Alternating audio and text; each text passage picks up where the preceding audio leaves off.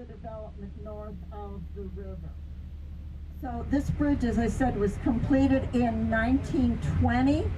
It was designed in the classic Beaux-Arts style.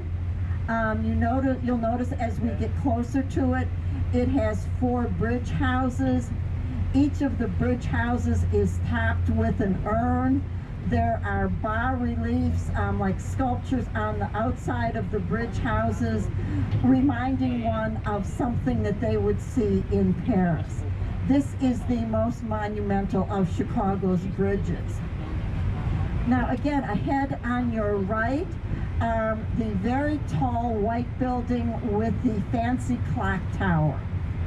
That is the Wrigley Building.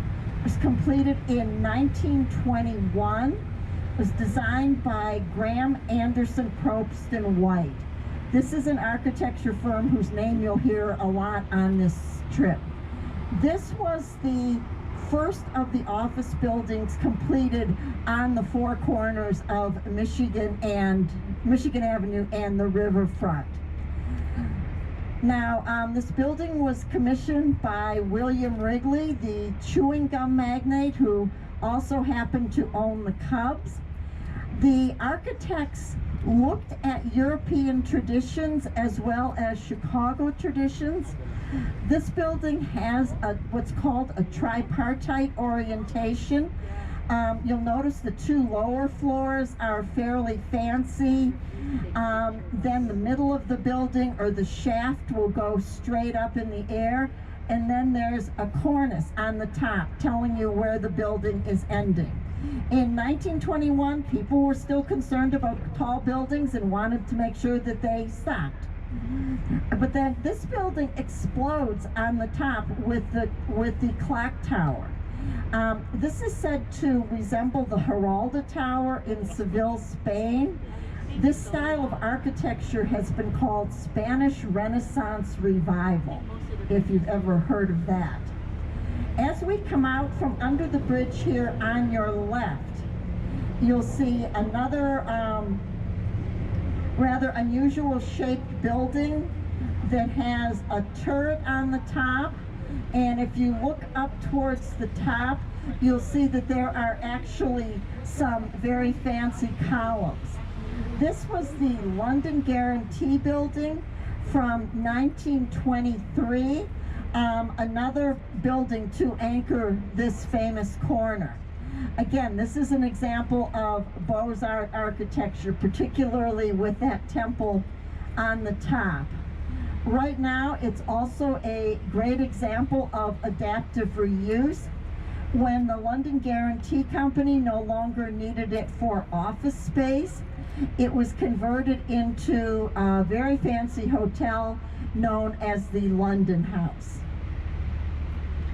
Up ahead on your left, you're going to see another building with a temple on the top and 4 smaller temples on each of the corners. That is the Jewelers Building from 1926. It was designed by Yaver and Dinkelberg. Now, those 4 smaller temples on the corners originally housed water towers. Even in 1926, Chicagoans were still concerned about fire, and this building had its own small water source. Now, this building was, as you may have guessed from the name, was designed for jewelers. Often, these people carried their very expensive wares with them. They were worried about being robbed. So the original configuration of the building, the first several floors were parking. But unlike one of today's parking structure, the jeweler drove his car into an elevator. The elevator took him and his car up to his office floor, and then all he had to do was walk to his office. Well, that sounds like a terrific idea. It worked for a while, but unfortunately, cars got bigger and these elevators didn't get any bigger. So eventually it was converted into a more conventional office building. Now, if you look right along the river, you'll see a lot of people out and about. This is Chicago's Riverwalk. The Riverwalk is about 1.5 miles long. It runs all the way from Lake Michigan up to the Confluence, where the river branches off into the north and south branches. The Riverwalk was the brainchild of Mayor Richard M. Daley. It was also implemented greatly by his predecessor, Rahm Emanuel. Now, one of the features of the Riverwalk is that there are walkways under all the bridges so that you can actually walk the length of the Riverwalk without having to go up at every bridge, cross over, and then go back down again.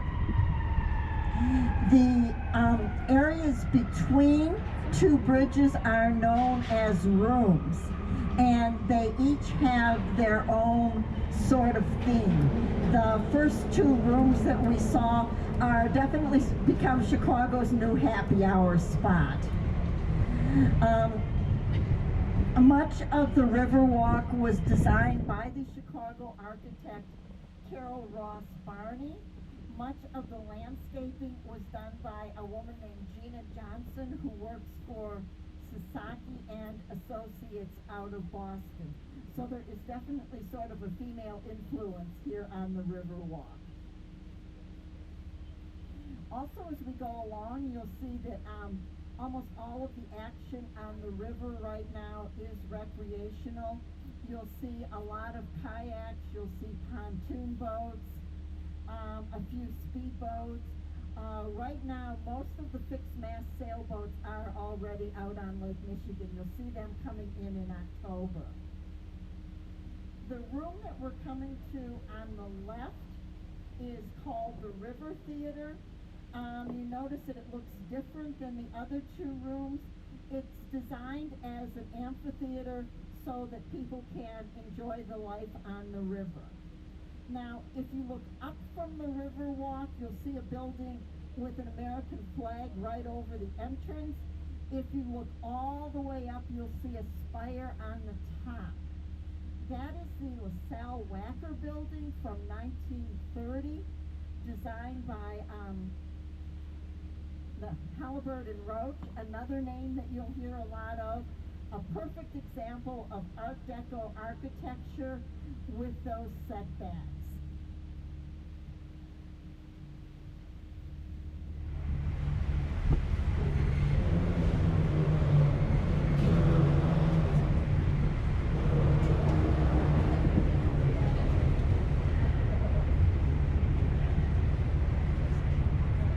Ahead on our left, you're going to see a building with two white turrets, and each of the turrets has like a spire coming off the top of it.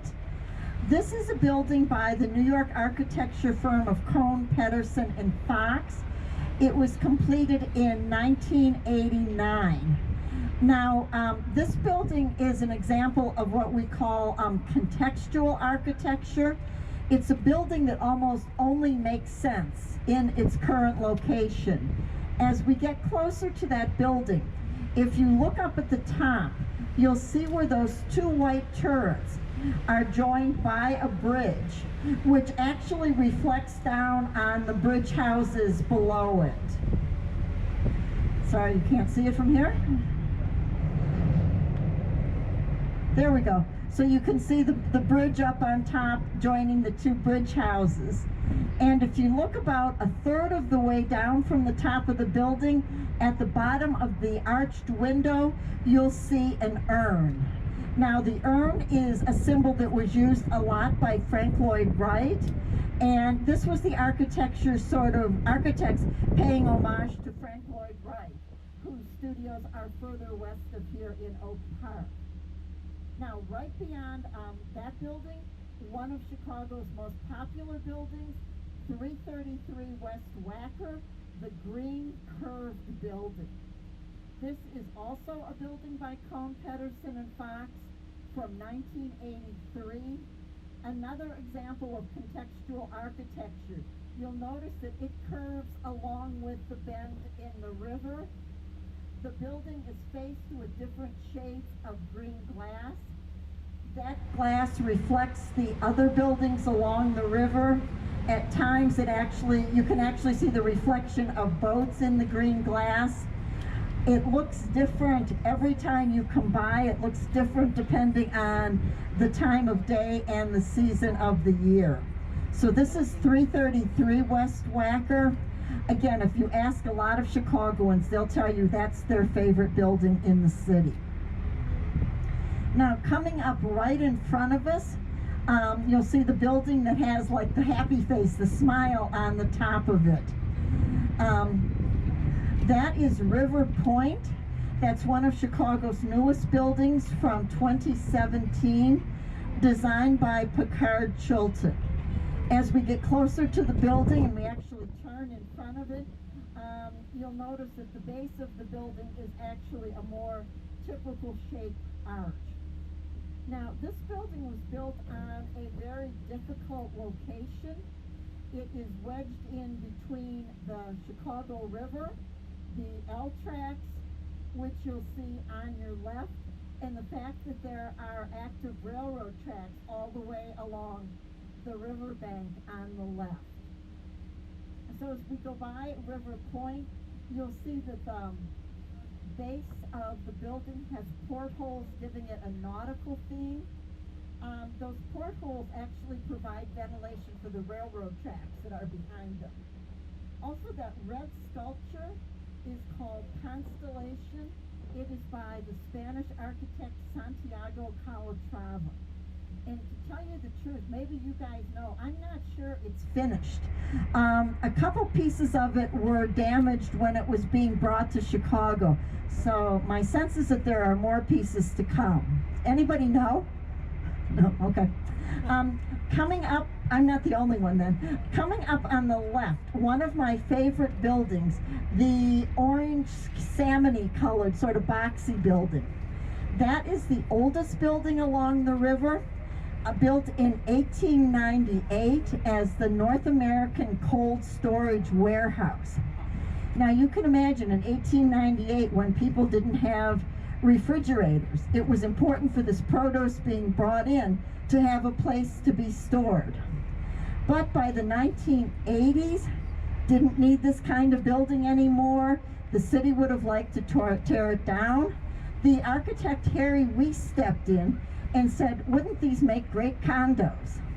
So he persuaded a developer to buy the building. It took 6 months to thaw. They carried out 200 truckloads of cork and horsehair, which were used to insulate the building. As we go by, you can see those balconies and that are punched into the walls. You can see how thick those walls are. This is now a condo known as Fulton House, and it has its own private marina. Just beyond that, coming into view, are some lower triangular shaped buildings. These are the River Cottages, which were also designed by Harry Weiss, completed in 1988.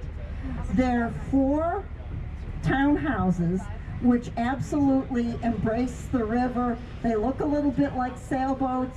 They also have their own private marinas.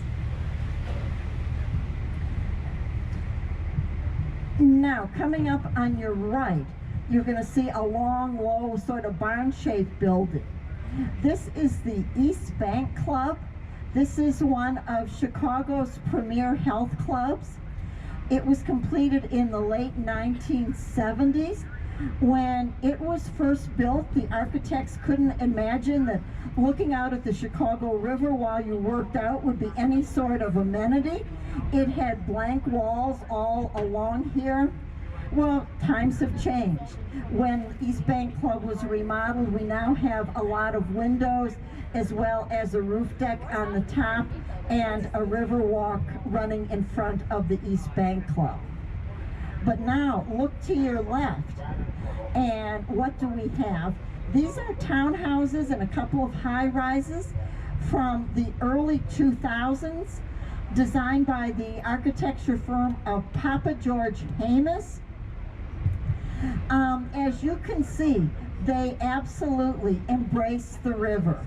We have, front doors, we have porches, we have open space all facing on the river. And also you'll notice there is a public river walk right along the river. A Chicago ordinance in 1998 said that any new construction or any remodeling had to include public access to the river. So here, in addition to these people having their private patios, we also have an open river walk. Now, if you look to your right again, you'll see a reddish brick building. These are the Riverbank Lofts.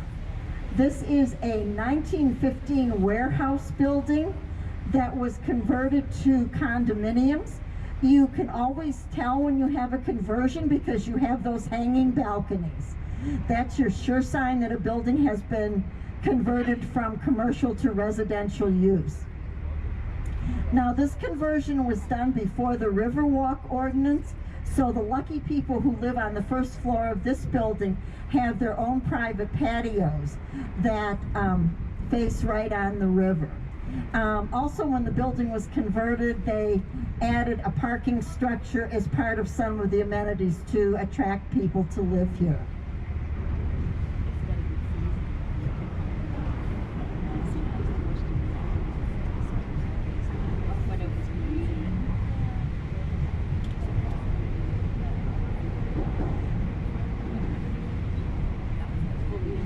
Coming up on the right is an entirely new residential neighborhood that was completed in the early 2000s.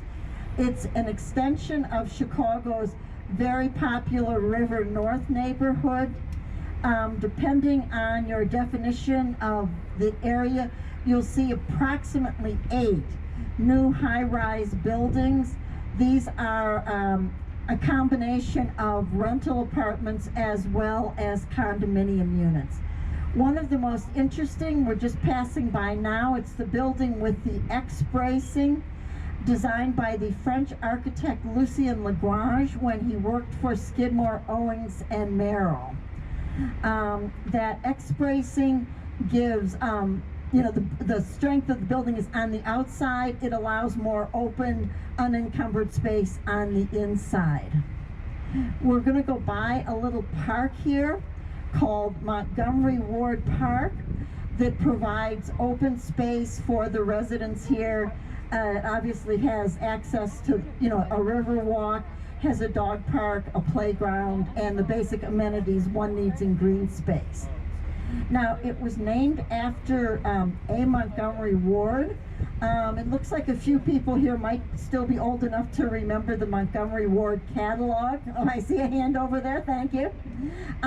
We are moving into territory that was dominated by Montgomery Ward for many, many years. Montgomery Ward had been a traveling salesman during and after the Civil War. And he got the bright idea of opening a catalog business, which he opened in Chicago right before the Great Chicago Fire and continued after that. The building that we're approaching ahead of us, it's sort of a lowish tan-colored building. You'll notice up in front there, it has those hanging balconies. This is a sure sign that this was an office building that was converted into condominiums. This was designed by a man named William Macaulay, who was a Ward's architect. It was originally the office building for Montgomery Ward. You'll notice the Art Deco styling. You see the bas relief on the building is very flat. It's of flowers, plants, geometric shapes typical of Art Deco. Now, this building didn't have enough land to create a river walk, so what the developers did is they tunneled under the second floor and developed a public arcade that serves as a river walk and goes under the building. As we cross under the bridge here, we're going to see a long, low building. This was the original Montgomery Ward warehouse. It was completed in the early part of the 20th century, designed by Smith, Garden, and Martin. Think of it as Montgomery Ward's fulfillment center. It was long and low to make access easier. Some of the stock boys who worked in this building talk about the fact that they wore roller skates to get from one end of the building to the other. You'll see that this building also has an arcaded river walk. When it ceased being a warehouse for Montgomery Ward, it was converted largely into office space. It's the home of Groupon as well as some other companies. There is some commercial space, some restaurants on the other side of the building. Now, we are making a turn here, and the island that's going to be in front of us as we turn is known as Goose Island. It's an artificial island in the Chicago River here.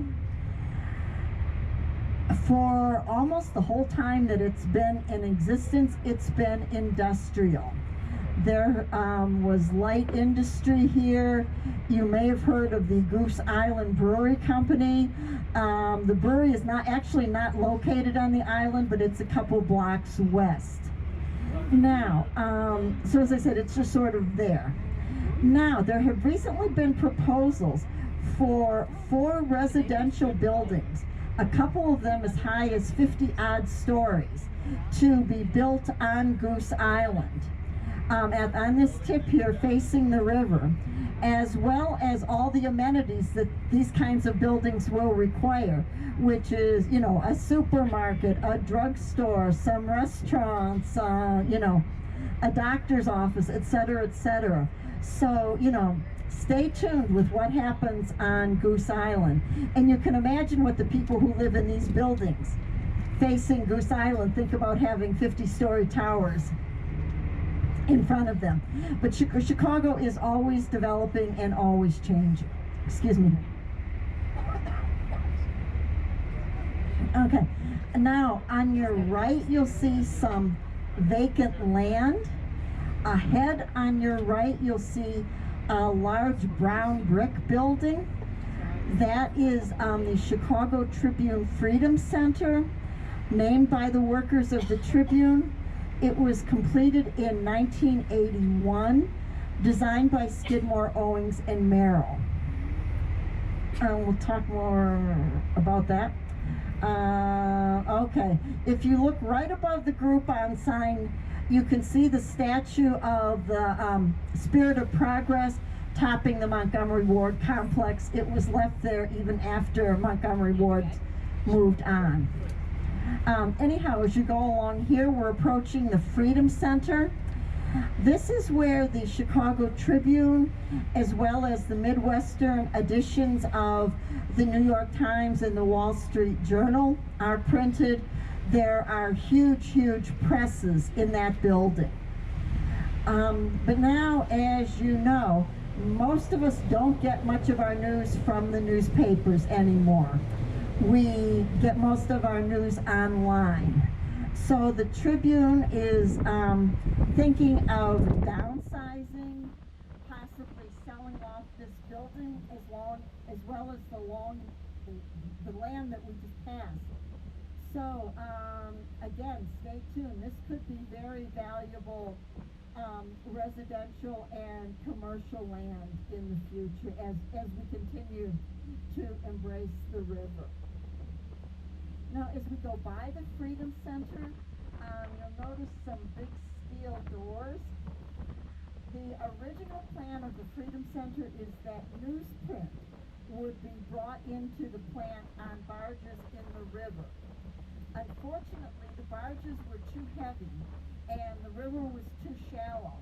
So the Tribune would have had to dredge the river and then dispose of the contents of the river that they dredged up. And they wisely decided against doing that. Most of the newsprint now is brought in either on trucks or on trains. But that brings us to the condition of the Chicago River.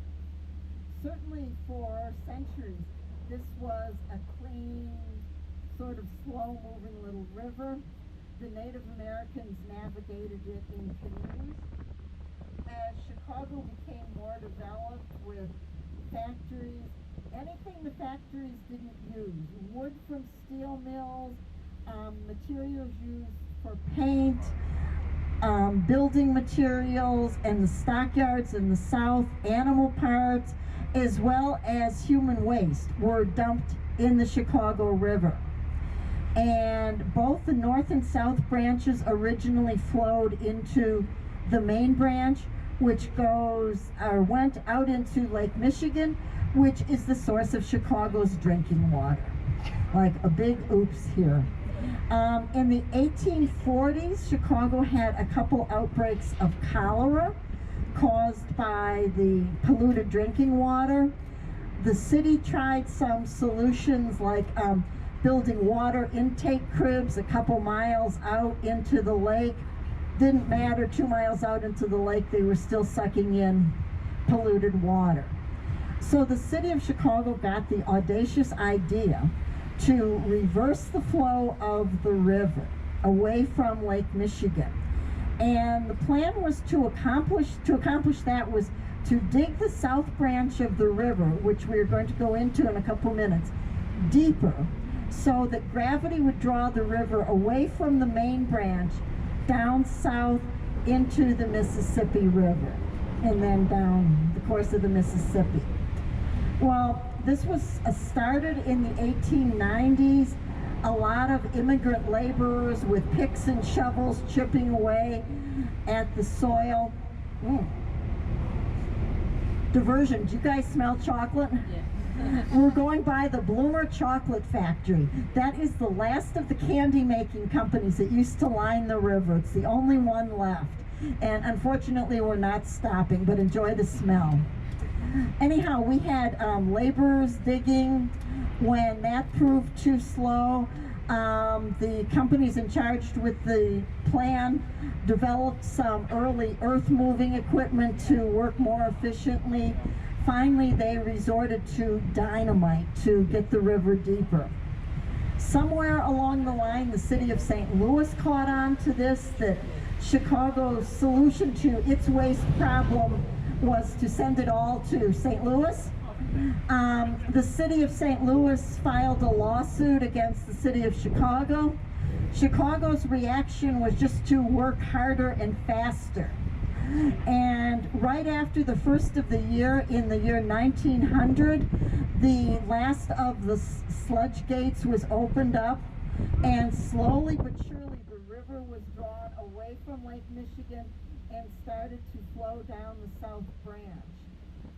A few days afterwards, the headlines in the Chicago Tribune read that the consistency of the Chicago River was starting to approach that of a liquid, which doesn't say much about the river. The lawsuit by St. Louis went all the way up to the Supreme Court, which said, well, it's sort of done now. And of course, then St. Louis, of course, just sends its refuse down the Mississippi to Memphis, etc. But now there are a lot of water filtration plants along the south branch in the Mississippi River, and as far as we know, nobody's water quality has been affected. But we do like to say that St. Louis got the last laugh. They take this Mississippi River water, they mix it with hops and barley, they bottle it and send it back to us as beer. So, cheers everybody. Now, coming up, we're going under one bridge here, but then coming up on the left, you'll see a bridge that is in the permanent upright position. This is the Kinsey Street Railroad Bridge from 1908. It's a trunnion bascule bridge. You can see that yellow counterweight behind it. When the weight goes down, the bridge goes up, and vice versa. This is not an operational bridge, as you can tell.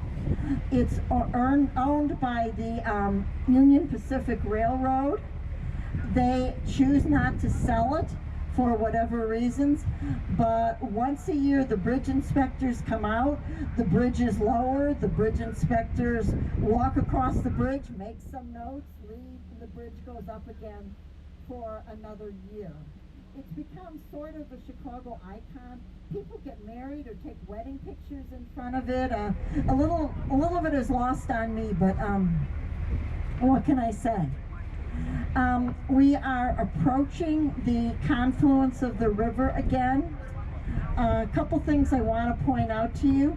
First, ahead on your left is the last room of the Riverwalk. It is called very creatively the Confluence. It's basically an open green space with a bunch of Adirondack chairs. That was seen as sort of a stopgap solution, but that green space and the chairs have proved very, very popular, so the city may leave it like that. Also, you'll see portraits under the roadway there. Those are all Chicagoans. The portraits were done by a street artist who's known as Don't Fret. Now, coming up directly to your right side, building, what you can see, it's a building with a very, very narrow base and it branches out. That is 150 North Riverside from 2017, designed by Getchin Partners. Again, this is a building on a very small spit of land, and it is wedged in between the railroad tracks, the river, and the L. We're going to talk more about that building when we come back along the river and how it was built.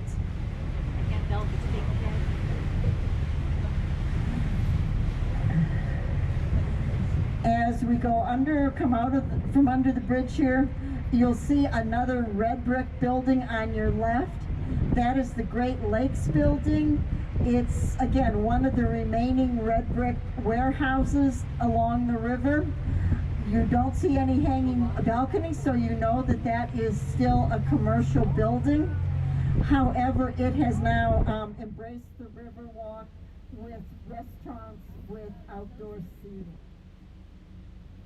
Coming up just beyond that, the tall building that looks sort of silver and black. This is the newest building along the river, or one of the newest. It's completed in 2020. It's the Bank of America Tower. It's 55 stories. This is the tallest office building completed in Chicago in the last 30 years. The emphasis has been on residential and hotel construction. But you can see that this building has 2 layers of Riverwalk. It also has that exposed cross bracing that opens up space inside the building. So the Bank of America moved a lot of their offices into this building. So it gives them the freedom to arrange their floors like they like. They aren't encumbered by a lot of pillars. Now, as we go under the bridge here on your left, this massive building, this is the Civic Opera House. It was completed in 1929, designed by Graham Anderson Probst and White. Now, this is an example of Art Deco architecture. You'll notice that there are 2 lower office towers, 1 huge office tower in the middle. This building totally turns its back on the river. The blank wall that we see here is actually the back of the main stage for the Civic Opera. If you look carefully at the decorations, you'll see the masks of comedy and tragedy, giving us some indication of what goes on inside. The idea behind this building was that since opera is not a real money-making proposition, the rents from these office towers would help support the opera. Well, unfortunately, the fall of 1929 was not a really great time to open a building. The Chicago Opera went into receivership within a couple of years. But the building managed to stay afloat because of all its rentable office space. And since 1955, it's been home to the Lyric Opera of Chicago, which is a success both artistically and financially. I just want to point out here, this is the Chicago Mercantile Exchange building, and they're doing some construction, but you can see how much of the construction work here comes from barges. The river also serves that industrial purpose. It keeps the construction off the city streets. Now, if you look on your right, as we go under the bridge here, you're going to see 4 mid-century modern buildings. We already passed the first one. The second one is identical. These were designed by the architecture firm of Skidmore, Owings and Merrill. They were completed between the late 60s and 1983. And these are perfect examples of mid-century modern architecture. You'll notice the steel and the glass. You'll notice that there's no external ornamentation on the buildings. They are very rectilinear, very precise buildings. Now, the third building in the series is coming up on your right. Again, it's a mid-century modern building, but it is stone and glass instead of steel and glass. It's getting a little bit more showy. People were starting to say about mid-century modern architecture, Mies had a saying, supposedly less is more. People started saying sometimes less can be a bore.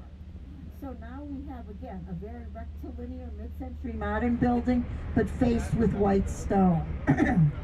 Coming up just beyond that, where you see the Fitness Formula Club sign, that used to be a trading floor for the Mercantile Exchange.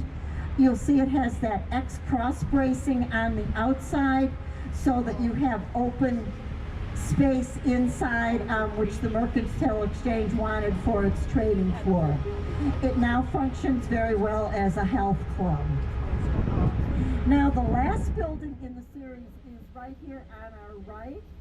Now you'll see it's steel and glass, but it's green glass. It curves with the bend in the river. It's actually becoming more contextual, much like 333 West Wacker that we saw earlier. Now, if you look at the glass panes in this building, most of them are pinched on each of the 4 corners. So that gives the effect of the panes rippling, like the water in the Chicago River below it. So here you can see a 20-year progression of mid-century modern architecture. Excuse me again. Okay, right here on your right, one of Chicago's jewels. This is the old post office. It was completed in 1921.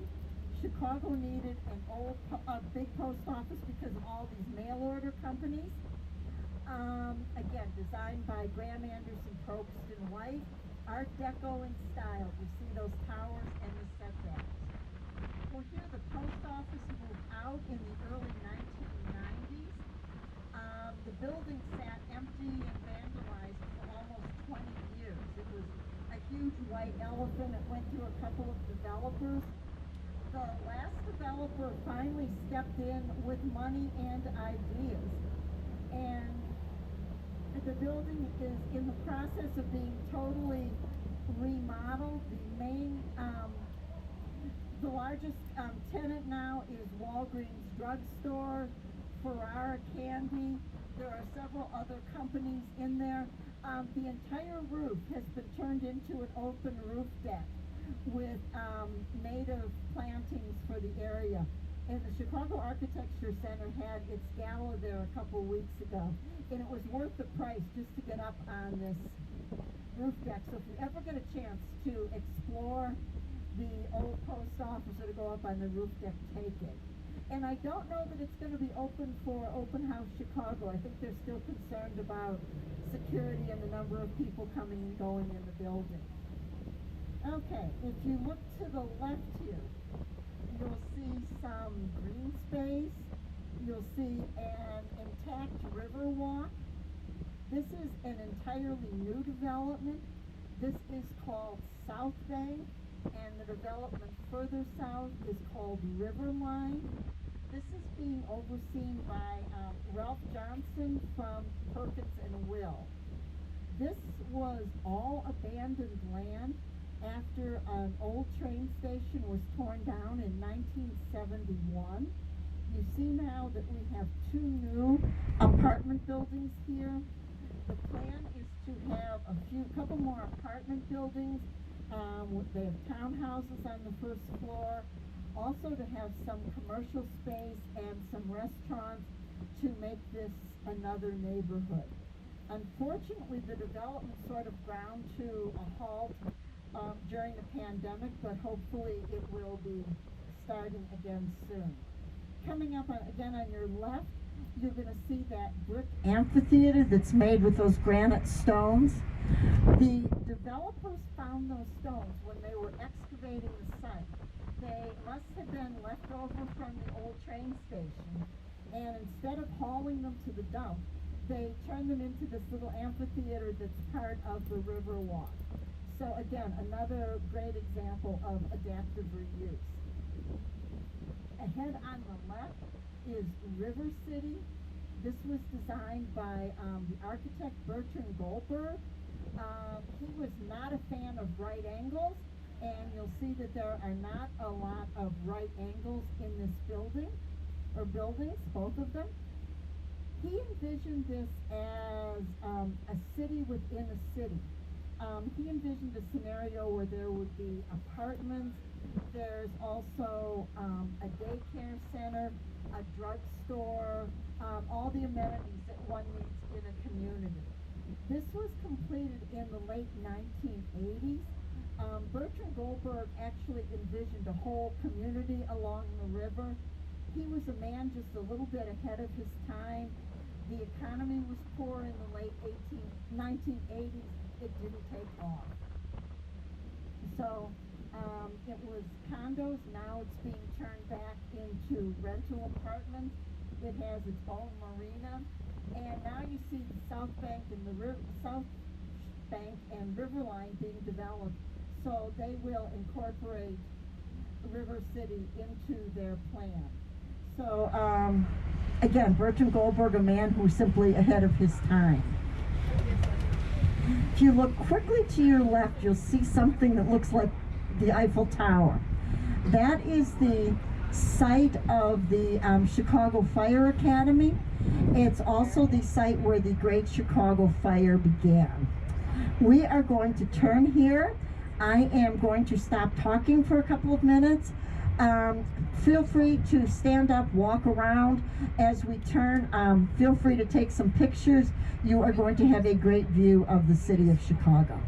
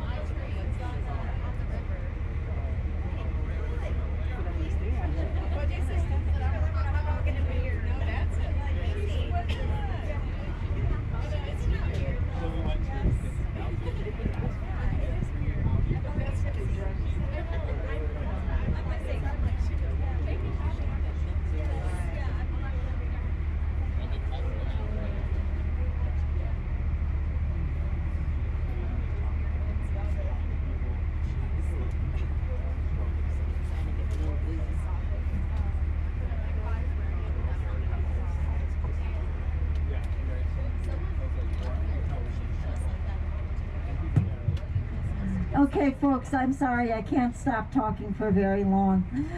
As we said, the Chicago fire started 150 years ago next month. On the other side of the river is a hot, dry season, high winds. Everything in Chicago was made of wood.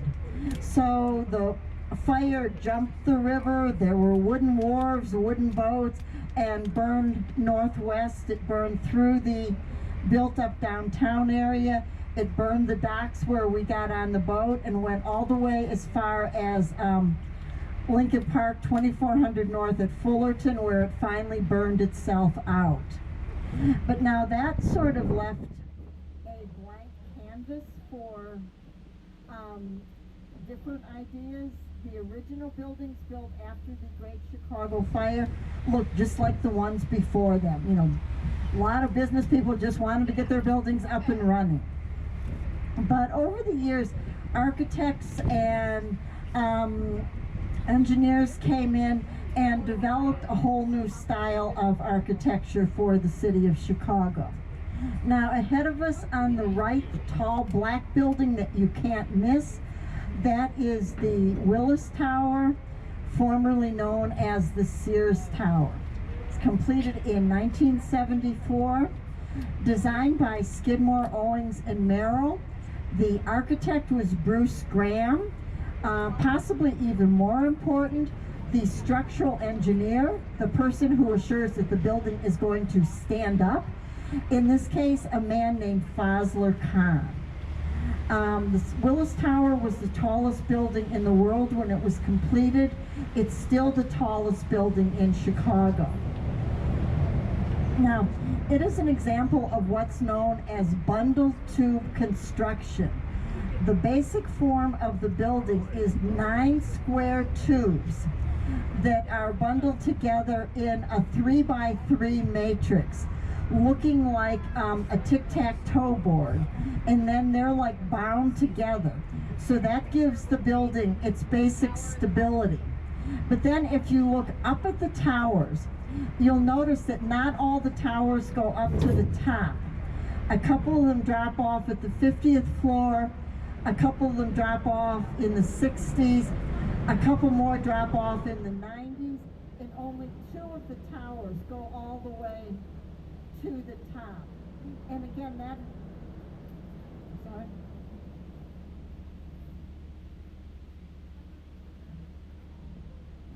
helps give the building stability against the wind. The wind is able to blow around the building.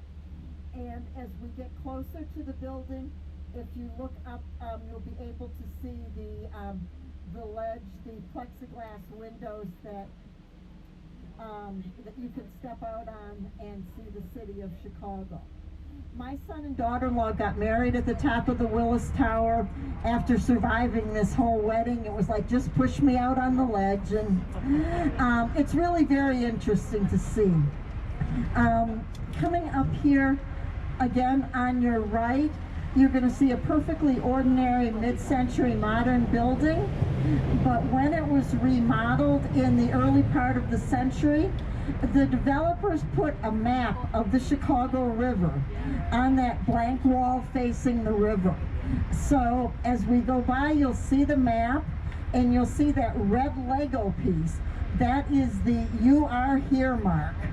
So you can tell where you are along the Chicago River. So the moral of the story here is that if you want to get your building on the map, put a map on your building. Now we're going by on your left here again, the gateway buildings. But if you look underneath, you'll see that these buildings don't have basements.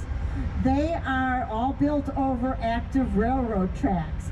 You can see a couple of Amtrak trains in the station. If you look further behind it, you will see some of the Metra commuter trains.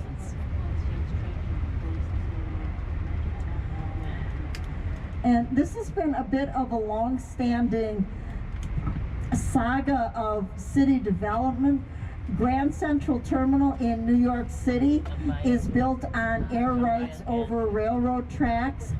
These buildings here are also built on the air rights over the railroad tracks.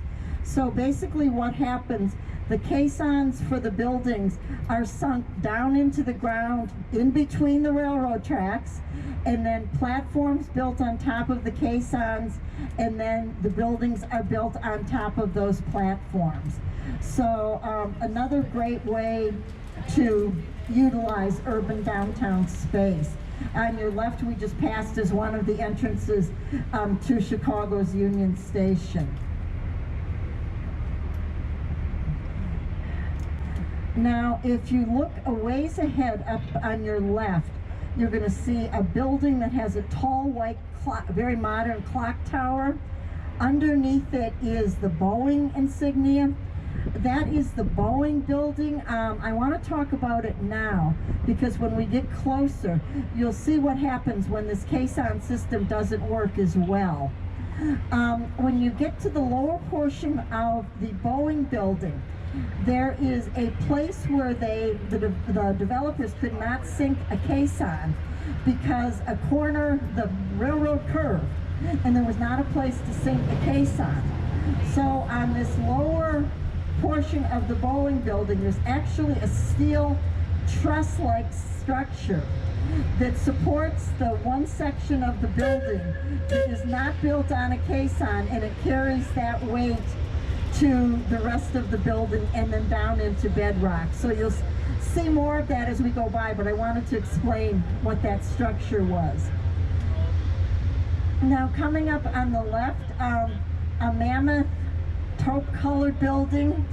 This is 2 North Riverside Plaza. It used to be the old Daily News building. This is a building from 1930, designed by Halliburton and Root. And as we go by, you'll see that unlike its neighbor across the river, unlike the Opera House, the Daily News building absolutely embraces the river. It has a plaza on the river. It has 2 arms that reach out towards the river. It's Art Deco in styling. Now, one of the Art Deco themes, Art Deco was popular right after King Tut's tomb was discovered. Emphasis on the Sphinx, and a lot of people say that those 2 arms reaching out actually remind them of the Sphinx. But here you have an open plaza on the Chicago River that has been in existence for almost 90 years. Okay, now if you look up at the Boeing Building, you can see part of that truss structure. The Boeing Building is from 1989, designed by Ralph Johnson at Perkins and Will. And one thing you'll notice about any building that's built on air rights is that when you walk in the building, you usually have to take an escalator up to like a mezzanine or up to the 2nd floor, and where the elevators start.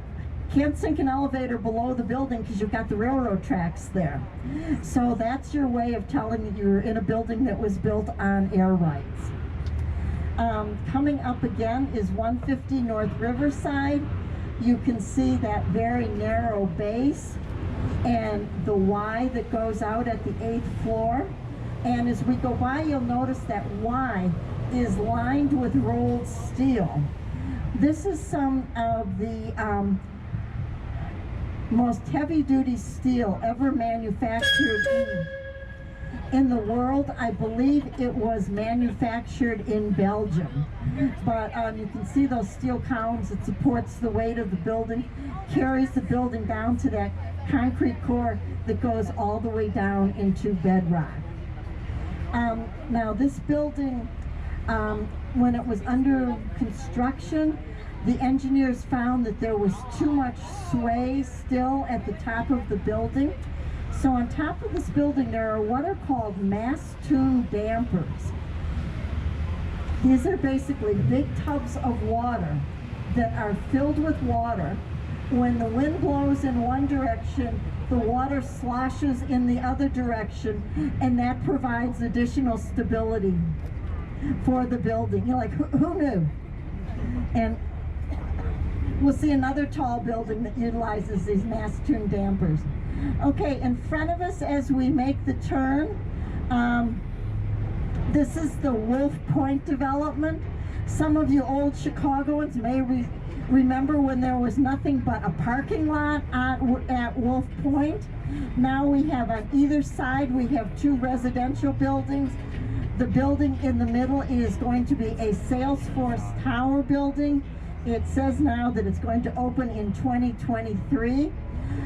You'll also notice that on that little piece of land, they also have to have a Riverwalk. Oh, we're having fun on the Riverwalk, good. Okay, sorry to take you away from that.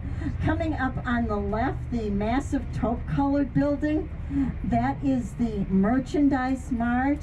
It's rebranded itself as the Mart.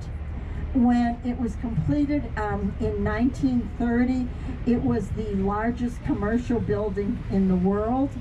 Again, a beautiful example of Art Deco architecture designed by Graham Anderson, Probst and White. As we go by, you'll notice that vertical orientation. It has like this triangular pyramid-shaped roof on the top. The decoration, you'll notice the chevrons, the triangles, very typical of Art Deco styling. Now, the Mart was originally designed as a warehouse for Marshall Fields. It was sort of like a department store for department stores, if you will. It had a lot of showrooms for furniture, for draperies, for rugs, for fabrics, and things like that. As we all know, merchandising has changed. There still are plenty of showrooms in the Merchandise Mart, but it's trying to become more high-tech. I think Motorola Mobility is in there and a few other tech incubators.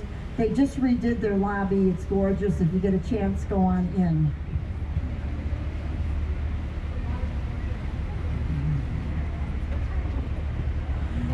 Ahead on the left, one of my favorite buildings. This is the last of the old warehouse buildings that's still in use. This is the Reed Murdock building.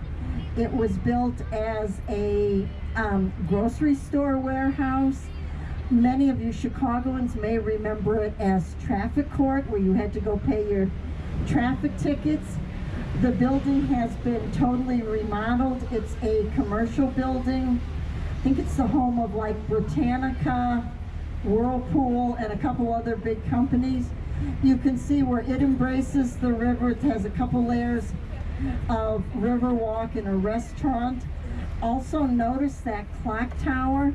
The clock tower has been upgraded with modern technology. It's supposedly very, very accurate. But you can imagine back in the early part of the 20th century, when not everybody had even a wristwatch, how important it was on the river to be able to find a clock and see how late you were for work. Okay, coming ahead on the left, you're going to see two more of those corncob buildings. They probably remind you of River City, designed by the same architect. Bertrand Goldberg. This is Marina City. These buildings were completed in the late 1960s. Bertrand Goldberg considered himself something of an urbanist. He was concerned in this period in the late 60s where people were moving out of the city in droves. He wanted to attract particularly young office workers who work downtown to live downtown. So he designed this apartment building with tons of built-in amenities. It had things we take for granted today. It had a grocery store and a drugstore. It also had a skating rink, a swimming pool, a bowling alley, a movie theater, an office building attached to it. Everything that he thought a young person would need to keep them in the city. Yeah, well, it doesn't have everything. It still has, I think the skating rink is gone now. There's still a bowling alley there. The, what was I going to say? The movie theater is now the House of Blues. The office building is still there. Now, these are condominiums now. They remain very popular condominiums. They're very cool. They're pie-shaped, as you might imagine. And as you walk in one of these units and you walk from the door towards the windows, you just get this ever-expanding view of the city of Chicago. You know, a lot of people have bought the apartment next to them, knocked down the walls, built bigger apartments. People have remodeled them, but still a very popular place to live. Certainly a very iconic Chicago building with its own marina.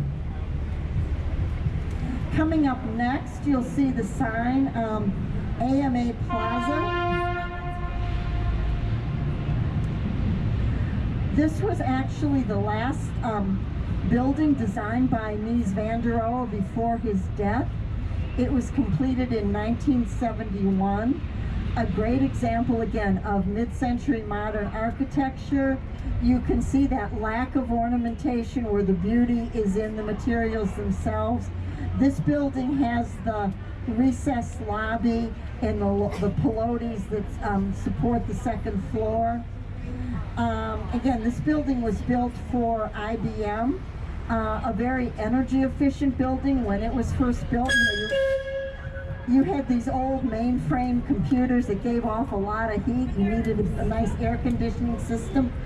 Now, another example of adaptive reuse. The lower floors are the home of the Langham Hotel. The upper floors are office space. Next in this series, the building, the curvy grayish blue building that has its name on the front. This is the Trump Tower, built in 2009, designed by Adrian Smith when he worked for Skidmore, Owings and Merrill.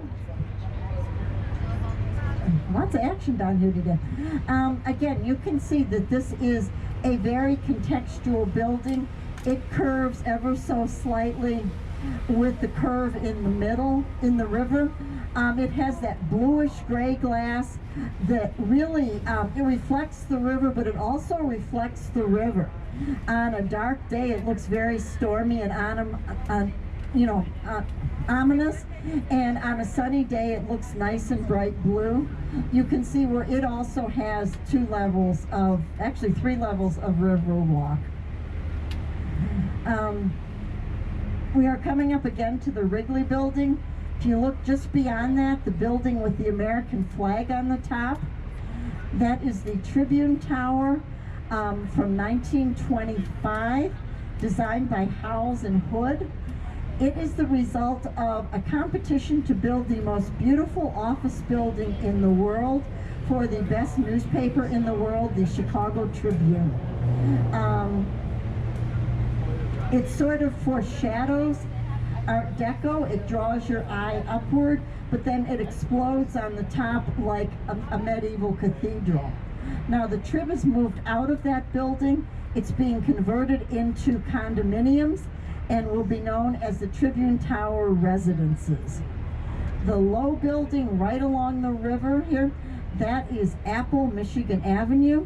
was completed in 2017, designed by Foster and Partners from London.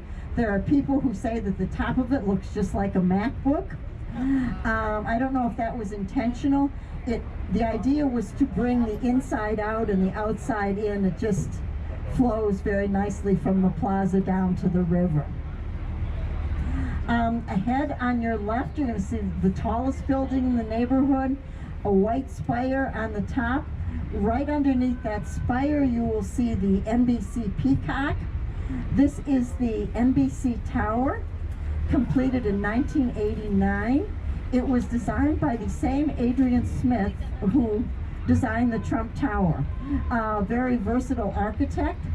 This is an example of what's called postmodern architecture, where the builders, the developers, the architect use the most modern materials available, but they call on older styles. So you can see here where you have the setbacks as you go up, that rounded oriel window in the front.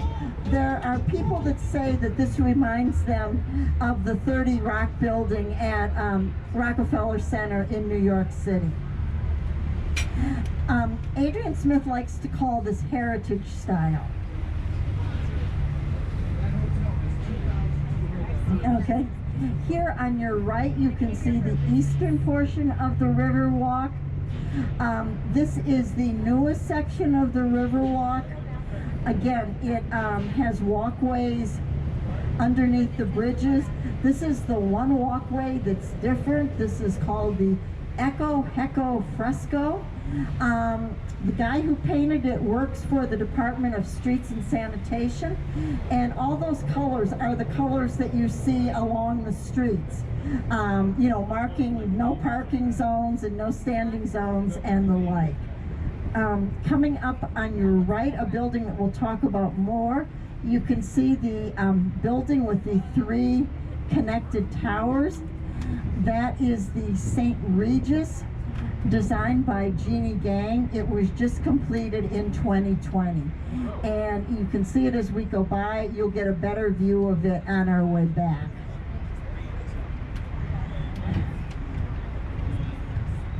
The building on the left here is the Grand Hyatt Hotel. This is one of Chicago's largest hotels, and you can see now where the hotel absolutely embraces the river. They provide, you know, restaurant seating, places to sit, flower boxes. They really have embraced the river.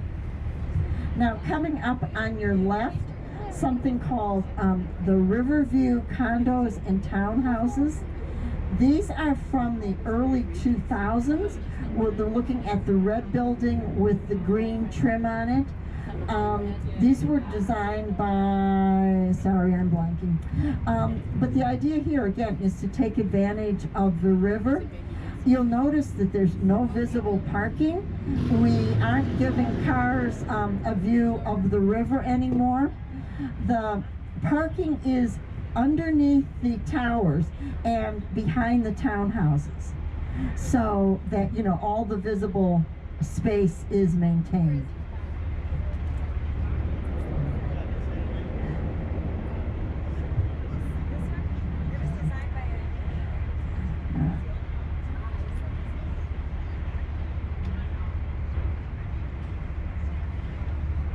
Okay, coming into view on the left, you're going to see like a cloverleaf shaped black building. That is Lake Point Tower. That was completed in 1968, designed by Shipwright and Heinrich. They were both students of Mies. Again, it's a mid-century modern building, but it doesn't have a lot of right angles to it. It's that, you know, beautiful curvy shape. Now, this building may look like it's all by itself out there, and it is. There is a Chicago ordinance that doesn't allow for any kind of construction on the other side of the Lakeshore Drive Bridge, which we are about to go under. But there is a loophole that allows for the Port of Chicago to make modifications on its land And the developers of that building found a way in the loophole to put that building up. So the loophole has been closed. That building will stand by itself in perpetuity. Again, it's a somewhat self-contained building. It has a grocery store and a drugstore. It's traditionally had a restaurant on the top. I've heard that the restaurant is closed, but I don't know for sure. But you know, you would have had 360-degree views of the city. Again, coming up on the left, you'll see the giant Ferris wheel. This is the entrance to Navy Pier.